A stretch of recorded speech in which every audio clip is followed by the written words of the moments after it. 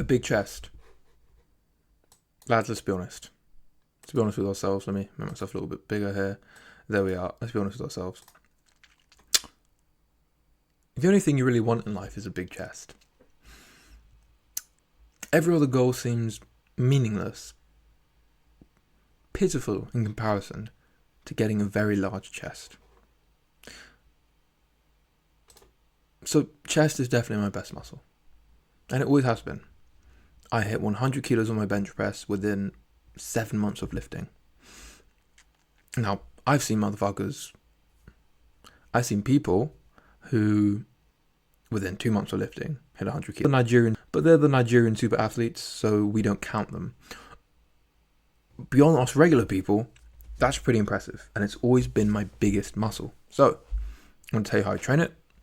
And hopefully you can develop that Johnny Bravo titty that you want. So, how do you want your chest to look like? Well, size, big chest. Look at Arnold. Look at him. He doesn't have a small chest. It's massive. It's filled in.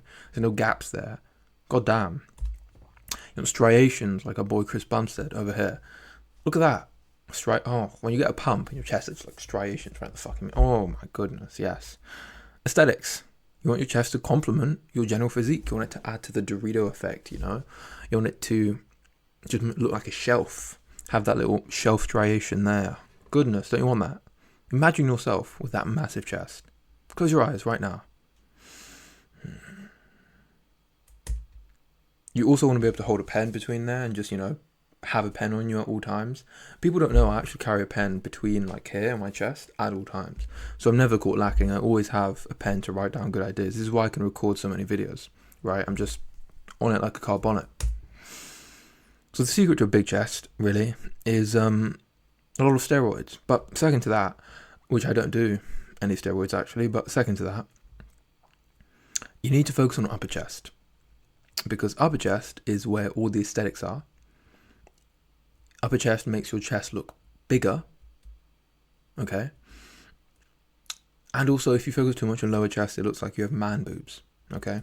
Let's look behind here to our old examples here. Arnold. Arnold has a very big upper chest. David Lade, very big upper chest. C-Bum, look at all the upper chest striations. Look at how distinctly bigger the upper chest is there compared to the lower chest. It's a real big difference and it's really significant. So, bottom line, if you want to grow any muscle, you have to work it out 2 to 3 days very intensely. A week, that is. Not necessarily, obviously. You can train something once a week intensely and it will grow for sure. And you can definitely train more intensely if you train less. However, all things being equal, more volume makes it grow more. So you have to ask yourself, how much do you want a big chest? But also, genetically, this is really important, genetically, how big is your chest? I have a naturally very big chest, so I train chest once a week. Anymore, my chest gets too big. Generally, too big. Don't like it. And I'd rather take that time and resource and get it for bigger arms, bigger shoulders, whatever. So, if you have a really small, naturally small chest, I have a friend who does, my advice to him is, hey, train intensely 3 days a week. And you can do that with an upper-lower split. You can do it with a push-pull leg split. You can do it with an Arnold split, where it's chest and back, shoulders and arms, legs. You can do it with a bro split, but that's kind of there. Don't do a bro split. But, bottom line, if you have a naturally weak chest, train it more often. These 2 exercises are the core to my chest regime. Go back. Incline dumbbell bench and incline barbell bench. They both train the upper chest really well. I like doing both to failure. I like dumbbell bench more because if you fail on dumbbell bench, first of all, it's a very easy exercise to fail on. Because what you can do is you can just, push. There's not much technique involved in it. There is, obviously, but you can learn how to incline dumbbell bench well within a month. It might take you 3, 4, 5 months to really learn how to squat, for example. Even I don't know how to squat super fucking well. Incline dumbbell bench, you know how to do it. It's great. And you can fail, and you just put the weight down, you're fine. barbell bench, if you fail, you're kind of there under the weight. It's kind of awkward. Do both, but obviously you can train incline dumbbell bench to failure a bit more. Little tip for really getting fucking failure with that incline dumbbell bench press. I'd really recommend if you, for example, do a set. See my shoulders? There we are. If you do a set and you do your regular range of motion, which is just past parallel, and you push it up, amazing. And you know that, fuck, I'm probably going to fail this next rep, okay? So you can, instead of going a little bit past parallel, like here, you can just above parallel, and you'll just be able to make it, right? Bang. And you can a little bit more above parallel, a little bit more, until you just, and then you fail, and whatever.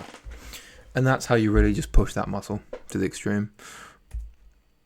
Now, in regards to things you can do that aren't that incline, I would recommend choosing one of these.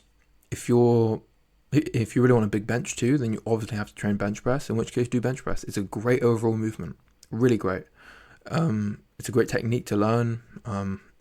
I personally like it because it makes me feel big and strong, and a lot of people enjoy it. If you're not a big bench presser, it's fine, you don't have to be. You can do pec flies, especially if you don't want to tire up your shoulders or your triceps, because you're going to train your shoulders tomorrow. So there we are, pec flies. What's great about pec flies is that you can lower the weight. So you can do a set, take it to failure, lower the weight, and you can run the rack. I'd recommend doing 2 working sets till you fucking like literally can't lift the weight anymore and are dying on that set of these, and 2 or 3, I say 3 of regular bench, and incline and barbell bench, maybe do 3, just because you can't really take it to that level of failure like you can dumbbell, unless you have a partner, in which case go fucking ham. This I'd recommend 2, but instead of just doing one set, you do 1 set and then you lower the weight and you lower the weight and you lower the weight till you finish the thing, and you do that twice. And that will definitely hurt, and so you should probably do that twice a week, but it will grow your chest. So yeah, as I said, everything's a trade-off. One thing you can do to just get more per workout is sleep 8 hours a night at least, and eat your protein. Like if you haven't tracked your protein before, if you haven't tracked your food before, track it. Download MyFitnessPal, track it for a week, and you just start to understand that maybe you're just not eating enough protein, or maybe you're just not eating as many calories as you thought. And it's important just to know that, okay? And you don't need to do it forever. You just need to do it enough to where that you kind of know the things you eat, and you kind of know, okay, kind of intuitively know, because you usually buy the same shit every week. You kind of intuitively know now, okay, that's about 400 or 500 calories. This is that. An egg has 6 grams of protein. 500 mLs of milk has this much protein and has this many calories, and whatever. That's it. That's the video. Training big chest is pretty easy, but at the same time, it's really simple, but it's not easy, especially if your genetics aren't inclined to it. But anyone can get a big chest if they just really focus on it. And I think it's one of those muscles that if you're not genetically gifted for it, I think you should really focus on it because it's important. But if you are, then do 1 day a week and focus on shoulders and arms. That's it.